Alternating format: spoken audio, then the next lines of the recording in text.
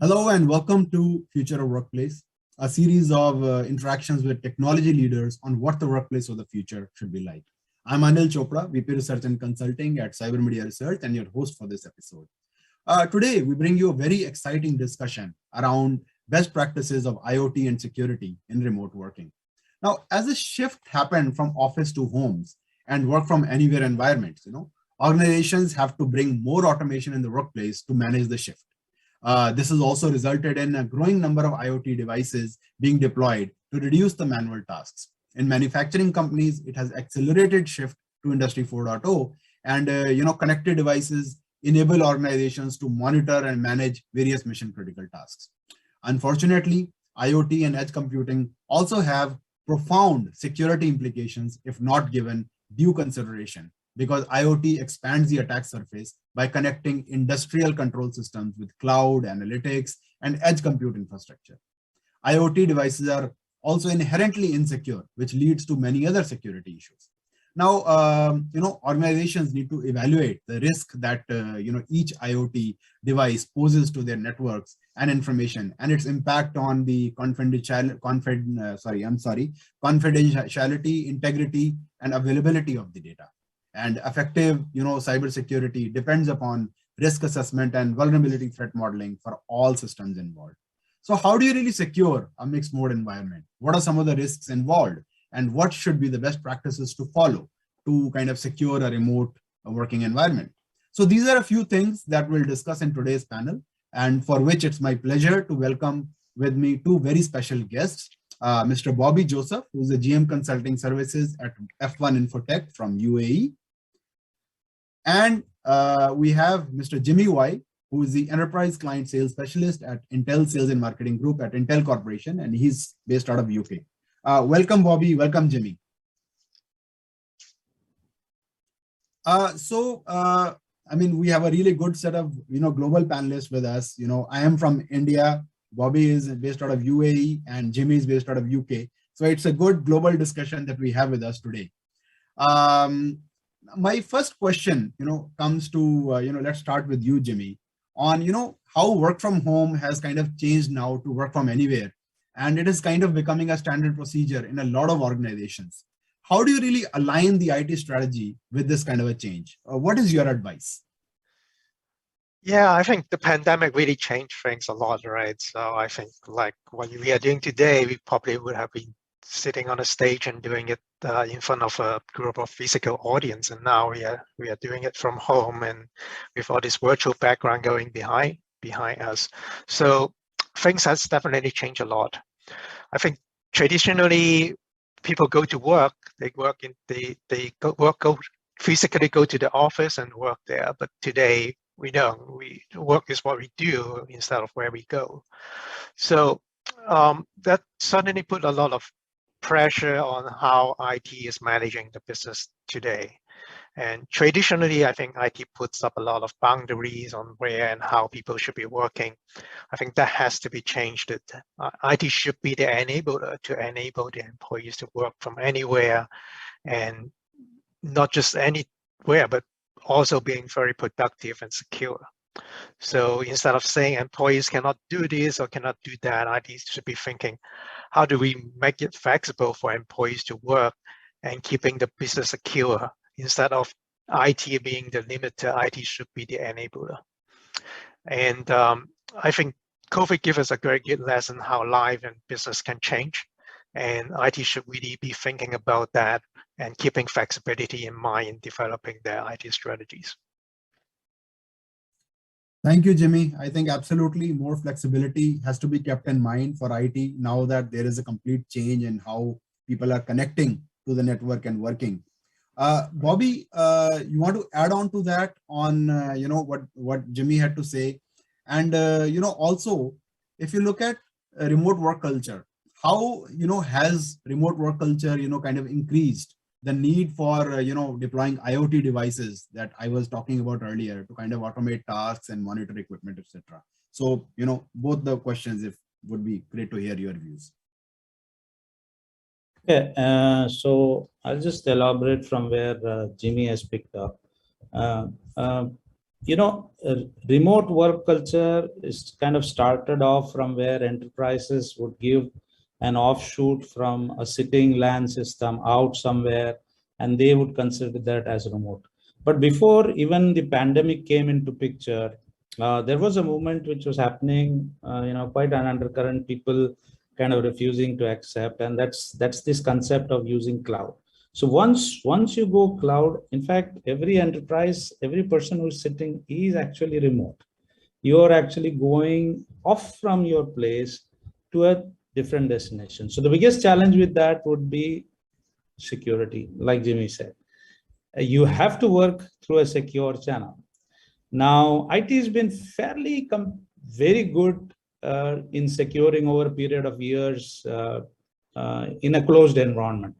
Now, suddenly this has been thrown up, and then you, of course, have been thrown up with a lot of other edge devices where you connected compute, which was on a wire, is suddenly gone wireless. Then you have got phone, and above that, then you have got different operating systems and different platforms, and then the application has changed.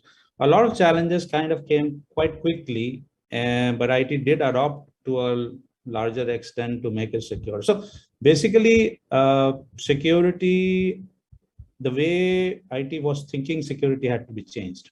Number one. Number two, anything you would secure has got to do a lot to do with things encrypting and the device, hardware, research on the hardware and how powerful they get. You'll be surprised you in your pocket carry a supercomputer or probably which was a Cray some time back. Your Samsung phone or iPhone is probably more powerful than the Cray which is there. So most of your security which can be done even with a simple phone, which is quite powerful enough. So you have challenges in all that space. So IT cannot think, okay, phone's not my domain. I don't want to see, my realm stops here. All that has changed. And then you have added to that exactly IoT. You threw in devices like, wireless cameras, wireless sensors, wireless printing. So you had all that. So a lot of challenges. However, we learn from mistakes. We learn from a lot of things. So the basic thing I have to tell you is, do we build walls or do we try to identify, am I getting threatened? That's the question. So how much of walls can I build? How long can I build the walls is the question. You see, there is a policy in the change how we secure, and edge chips or edge devices where the intelligence is trying to get built in and the security into that. So you will find, even a home computer, you will find a TPM module now. TPM 2.0 is an encryption which is there. So that's the level of security we think. Unfortunately, IoT, or which is part of the control, they never felt it because they were not part of the IT realm. So they were lagging behind around 15, 20 years behind. And it was okay because you were not connecting anything, so it was fine. Now suddenly you are connecting everything, and to expect an edge to have a computing power way above what it can do and all that. All this throws up a lot of challenge, and there is an ample potential, people, thought process, frameworks which require to secure all this. A culture has to follow throughout a corporate, down like you would do, if you are working in an oil and gas industry, you would probably do a fire drill and it's muscle memory into you. This is what you do. So security becomes part and parcel of every employee, every organization, everybody. So that's how it is, and that's how it will be. Yeah, thanks, Bobby. I think good point from your side that all these, equipment that was there 20 years ago, old equipment, nobody would have really thought about all these issues that would come up suddenly. So, now it's time to really start thinking about, IoT and, looking at how it can be really used, and of course, security of the IoT system. Jimmy, how does the current, workplace transformation, impact, and I think both of you were talking about security, but I think we need it, since security is so important, it merits kind of greater attention. So how does the current, workplace transformation impact the security posture of IT, devices and enterprise users? Yeah, as Bobby has said, I mean, IT has been largely focusing on securing the perimeter of the network in the past. But with the pandemic, with the workplace transformation, the perimeter has slowly been breaking down. We have computing services and applications moving to the cloud. We have devices at employees' home. We have IoT devices outside the perimeters. We have data transfer and stored on those devices. So IT has to think differently from securing the perimeter to protecting the applications, protecting the services, protecting the devices, and protecting the data regardless of where their location is. So there are a lot of interest recently in implementing a zero trust security model. So in the previous model, things behind the firewall and it's safe and trusted. In the new model in zero trust, it assumes all the access are from the open, and each access is established based on evaluating multiple factors and trying to keep the access to a minimum level. And these factors can include like the user, the devices, the location, and maybe also the services that is being accessed, etc. And since device is a factor in these evaluations, I think we'll also see more security features being implemented on these devices, whether it's a PC or is IoT devices, to make those evaluation easy and increase this trust level so that you give the users remotely access to the tools and data that they need to perform their work effectively. Yeah, thanks, Jimmy. I think very valid point. I think it's no longer just about securing the perimeter, but it's more about the devices and the data that they're generating after moving outside the office perimeter, that their security has to be taken into account. So it's more about zero trust security, like you rightly said, and that model needs to really be built in. So probably I'll come back to you to understand. You talked about some security now being built into devices. So probably we can talk a little more about that later in this discussion. But before we do that, so you threw up some interesting points. Bobby, now that you're seeing this kind of a transformation happening, what framework do you suggest should be adopted to kind of enhance the IoT security in an organization, and some of the best practices that organizations should be really following now? IT equipments, the kind of consumption or the people who consume IT equipment is quite, you can say the volumes are quite limited. You can make it known and you can enforce certain things. And there is a certain cost factor which actually helps you to make better equipment more secure. IoT, on the other hand, is now on a commodity stage. You will get sensors and cameras and stuff available at. I think there are certain talks by some people. I don't want to name them, but you would probably look at them. They have a graph calculating the cost going down of certain sensors and certain items in the IoT. It goes to some. It will go from 10 cents down. So you can just imagine the cost and become more powerful. So in order to actually build up a framework and to dictate a framework into these, it is a global effort in a lot of ways. So because it is at manufacturing level, it's at the chip level. So a lot of things, what you see like of those security features are coming up in the chip level. So I think the motherboard manufacturers and all of these, I just gave you an example of the module to secure certain modules, how you secure the BIOS inside. So this is still a bigger device and a little more expensive device. So as the cost goes down, it has to go fairly down. So certain things are addressed at various forums, like IEEE and a lot of other forums, and each of those have individual frameworks which are dictated into each of them. So there are chip people, there are Wi-Fi people, there are other manufacturers who are there to this. So just to give you a concept on to build up a framework, I don't think there can be a single body dictating a certain framework and everybody has to follow. So there should be a particular security framework which is actually followed through. So I'll give you why I am saying IT has been knowing security for quite a long time. So we do a lot of control system business, and control systems are put up in for 20, 25, 30 years, and they're fairly, edge equipments. It's easier to build up a framework, but quite difficult to dictate through a control system which has been there. So you will find most of the security breaches of modern ones. You're seeing power lines going down, or you see dam shutters kind of opened up and all. This is because PLC controllers and all of these requires. And you don't change this stuff, or you don't upgrade them. And there is no need for doing that because it does most of the function.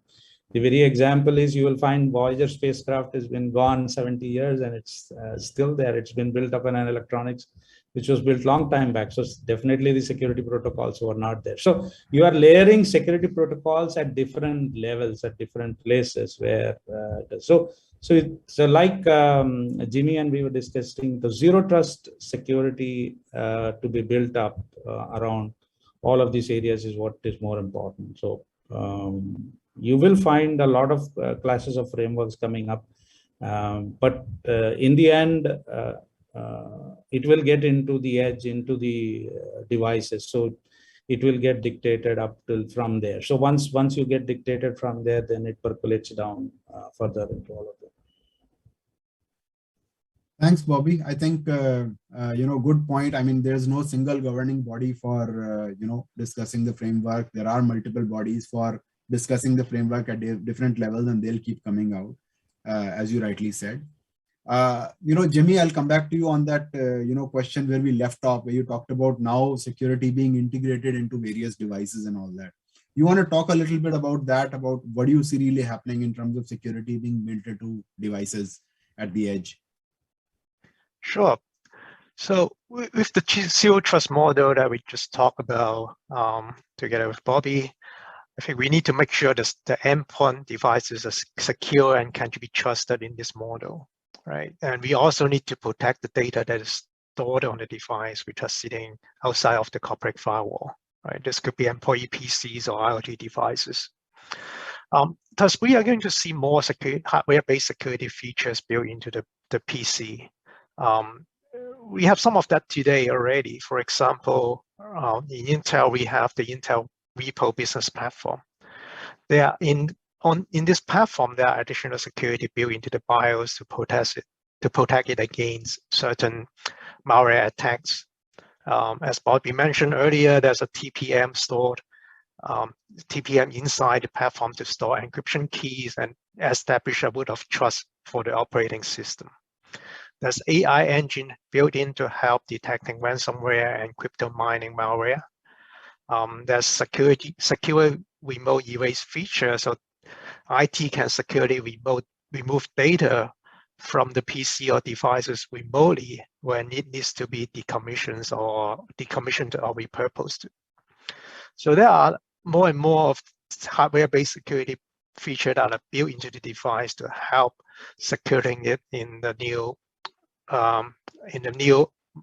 normal that we are facing today in IT organization, or in the new workplace that we are seeing in the future. I think we will see IT putting more focus on the security hardware features in their PC procurement or IoT devices procurement. In the past, I think IT spent a lot of time looking at performance versus cost. I think security and hardware-based security features will gain a lot more importance when IT is evaluating hardware in their device or PC refreshers. Thanks, Jimmy. I think, valid point. Good to hear about some of the developments happening on the, at the hardware level for security, especially with the, AI engine being built into the hardware to be able to detect malware. I think regular software cannot really detect all the new kinds of malware that is coming in now. So you need to have some sort of security being built into the hardware to be able to, secure and, protect the machine. So, good point on that. Bobby, I think, you discussed a number of things about, various forums and, frameworks coming out at various forums and all that. Which industries, according to you, now will, have higher priority, where you feel that IoT will be on higher priority in terms of application processes? How do you see that moving forward in terms of IoT security? Which industries are going to be, looking at IoT security first, in priority? Do you have some suggestions on that? So, in IoT, I'm going to also, include IIoT, which is the industrial. So,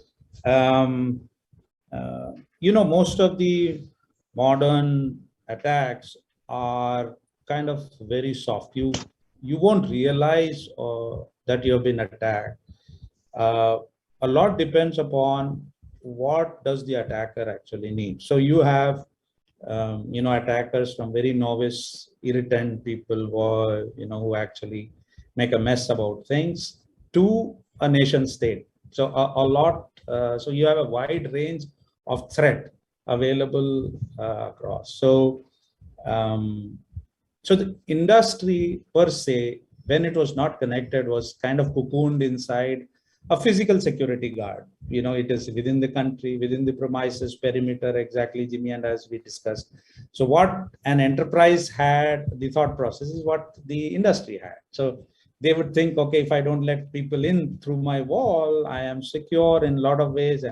But that world has changed. You have grids, so you have utility, you have hospitals, you have hospitality, which is actually, again, a business side, which all of this churn trillions of dollars across globe, and one small effect actually snowballs into a big one. And you must have read a lot of stories around in newspaper. And as like any other security, deniability, or should I tell this news, or should I say, or should I not say, will be always there. And that's fine. I mean, and that's okay, because that's the prerogative of the organization, country, place, or the the corporate to actually tell or not to tell. But what happens is, do I mitigate this threat, and how do I mitigate that threat? And if I mitigate that threat, who do I go to, or where do I start? That thought process has to start today. Now, you cannot just go ahead and spend $1 trillion and say, okay, tomorrow I am safe. It just doesn't happen. It will not happen with anybody. It will not happen with any organization, country, world, anywhere. So you need to start somewhere.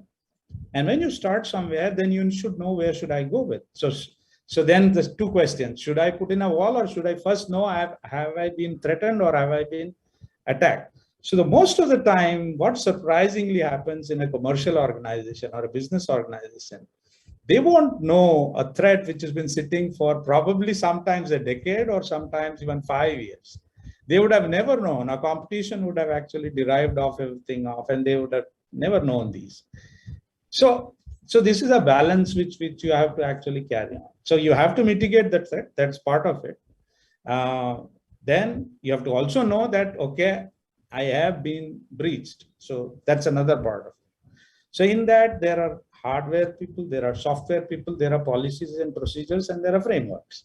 So, and including the management thought, how do I go after it? So the whole practice across. So in this industry, or commercial industry, which is most of the businesses, will be a bigger threat. And most of what you see, physical defense forces, modern warfare is very expensive. You don't go fighting, you don't go killing people. It's much smoother. And drone is a #1 example. So you have two pilots sitting somewhere in the corner, somewhere in the desert, and all you need is a plane going somewhere else with no threat to human being, right? But it can cause a lot of damage. Now, next to that is, I can sit with a computer somewhere in the corner of the world, and I can destroy a grid on the western part of the country, eastern part of the country, southern part of the country, causing a lot of damage, a lot of economical damage, human damage, actually, if I go ahead and attack hospitals. And so you have stories. I mean, there are no shortage of stories you can read. So commercial industry, or the industrial sector, where things have been going on smooth, because they were not connected. As soon as they are connected, their systems are connected, and the things they are buying is connected. So it is getting updated. So from your cars, So your new cars to every industrial robot which is there has to be connected. So they are a threat. So possibly you need to secure them more than rest of the thing, because IT has been doing fairly very good job, and they've been doing in protecting parts of data, types of data. And you know there are a lot of policies, but this is an area which requires a lot of resource, a lot of organization, a lot of companies in the world to spend a lot of dollars into newer technologies and ways to secure these areas. Yeah, thanks. I think, as you rightly said, there are a number of stories out there around, security breaches and all that. So the industrial sector, which has been till now really immune to a lot of the security threats, suddenly with them getting connected with the IT, are actually now becoming more and more vulnerable. And that the kind of damage that can be wreaked is tremendous. That can be done now. So yes, so they need to really probably be the first candidates to really look at securing their entire OT environment. Jimmy, that was one about the industrial security, but what are some of the trends that you really see on enhancing security on some of the endpoints to really kind of align with new working model to in the post-pandemic world? I mean, one is on the industrial side of things where you have a lot of this IT and OT security, but the other is obviously that devices suddenly and laptops and a lot of edge devices moving beyond the office perimeter. There also you need to kind of look at enhancing their security as well. So how do you really look at that? What are your views on on the trends that are really there to enhance the security of these endpoints? Sure. So I kind of touched on it earlier in the question. I think we are going to see how more hardware-based security features that are built into the PC, and these features will help to protect the devices from these attacks, and also protect the data on the devices. But I think, but I want to talk a little bit more about something that Bobby just mentioned. I totally agree that it has been an increasing challenges for IT to manage those devices. I think IT organization need to think about how they are going to manage the device, the entire life cycle of the devices, and make them secure from the point that they purchase the device to the point that they end of life those devices, right? So from the point they purchase those devices, how do they ensure that the devices they bought is actually what is delivered? Is the hardware being tampered during the process from the in the logistic process from the factory to the office or to the point of deployment? Once this device is in place, how do they make sure they install the operating system on it securely and no other malware gets onto the system during that provisioning process? And then after the device has been deployed, how do the IT make sure those devices are managed properly and they're patching to the latest standards?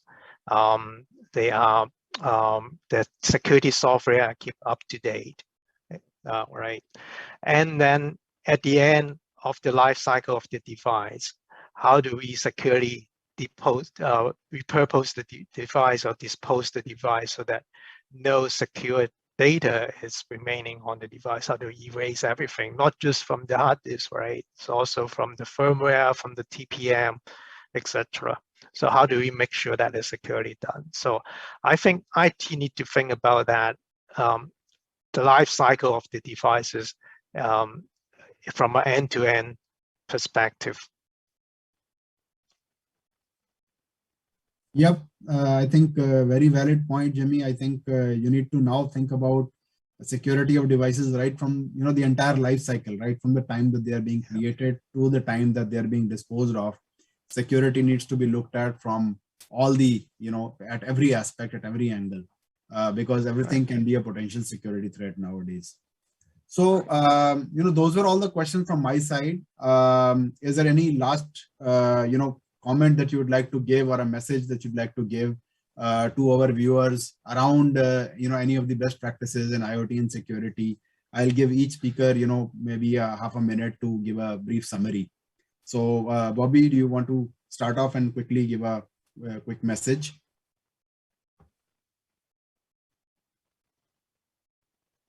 You're on mute, Bobby. So every security threat today you find is actually at the back end somewhere monetized. Somebody monetized. That's why you see all this ransomware. Somebody's getting paid for, or you're getting encrypted and somebody's asking money for that. So the way earlier somebody would actually trace out or mitigate or find a solution to that would be to actually what in simple law enforcement terms, when you call follow the money. So that's follow the money trail, you will get it. But now that has also got challenged, right? So follow the money trail in the tradecraft has got the blockchain Bitcoin's ways of paying. So you will find most of the ransomware people asking you Bitcoin and not $1 in cash or in an account. So now there are a lot of other agencies who need to get involved in fact, actually to trace out. It is a little, you can say most of the organizations will get hit somewhere, sometime. But how much will you get, or how much am I breached? You should know. And if I am breached, you should trace out what, and you should know all of this. And that requires coordination between all of these agencies. There are hardware people who actually make, like Jimmy said, there are policies. A lot of people think about, okay, what I can update my software and things are okay. But then when they are disposing of, or when they are scrapping it off, they forget where is it going, because it's a contractor, somebody takes it, some may have data. There are certain systems which are built in and the data is actually cleaned up, but there are a lot of other additional things which have to be looked into. So when you're building up all of these policies, my thought process, and every time I tell, is always look security by design. Incorporate stuff made by manufacturers, standards, what you have to do. But again, always go by design, because you will be threatened sometimes, you will get breached, depends upon how much of an interest somebody else has and how much you can, but you should be knowing that. So that is very important for you to do. So go security by design and phase-wise change and see what are your threat levels. Okay, what is that is okay for me, what is kind of not okay, what is very important, and all that. And IT has to think beyond their IT world, because they are now technology. Now the world is connected, this is a tech world, so IT is everywhere. So they have to actually increase in fact, they should drop their fence. There is no fence. The world is their place, and this is where we should. And they should work with organizations for needs. Okay, you should also tell. So Jimmy should be aware, and he probably knows how various forums are there. And you actually talk to customers, and customer says, "Look, I would have liked it this way if you could help us." Then we of course look, okay, how much of a volume that is, and how much of a need that is, and it can be. So the rest of the people benefit by that. So an industry. Talking to the customer and that interaction and the interactions like we do is very important. So because that actually takes it to the next level. Thank you, Bobby. Jimmy, I think last remark from you. Yeah, I want to echo Bobby's what said about design, security by design. I think that's what IT should be thinking when they are procuring the systems or developing new system or deploying new systems. They should be asking questions like, when I'm going to develop this system, or I'm going to purchase a system, what are the built-in security features? What are the potential attack surfaces that is inherent in the system? So what are some of the defenses that is already in place in the system that they're procuring, or they're going to need to design to protect against those attacks services or attack vectors. I think that is very important. I think modern attacks are moving more and more towards the hardware level, versus in the past there's a lot happening in in the operating system or in the software level. I think we are seeing more attacks that is trying to go below the software and below the operating system into the hardware. I think that's security by design mindset is very important when IT start building their systems of procuring devices into their environment. Thank you, Jimmy. Thank you, Bobby, for that, sharing your insights and some of those examples that you have given. I think it was a pleasure to kind of host you all for this discussion. So thank you so much. That's all we have for you today. And, I hope all the viewers out there kind of enjoyed watching this episode of this Future of Workplace. As you can understand, from the experts that, the workplace of the future is really, really changing.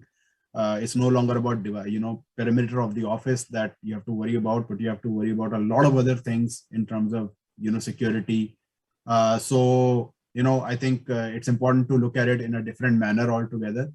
And I hope you gained some insights on this. Thank you so much for watching. We'll be back again soon with, more interesting discussions around other aspects of this topic. So till then, thank you and goodbye.